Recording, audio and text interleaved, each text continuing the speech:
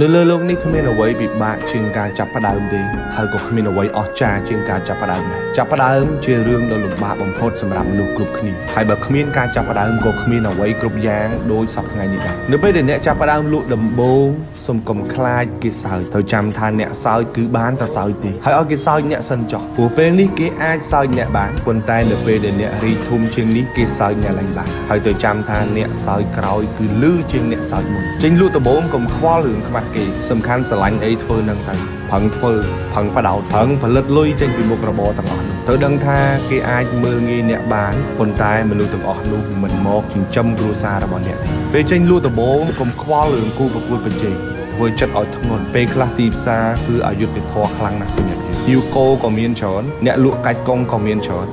តែត្រូវធ្វើខ្លួនឲ្យមានតម្លៃបំផុតសម្រាប់ភ្ញៀវរបស់អ្នកត្រូវចាំថាដើមឈើមួយដើមដែលចាក់ឫសបានជ្រៅមិនងាយរលំងាយទេពេលអ្នកលក់ដំបូងកុំខ្វល់រឿងលុយចាប់ផ្ដើមដំបូងពី10រៀល20រៀលក៏ដោយត្រូវរៀនសូត្រពីមុខរបរនោះសិនចាស់ថាទូកតូចស្រួលបត់កុំឲ្យលុយដឹកមុខឲ្យសោះត្រូវថែចិត្តភ្ញៀវ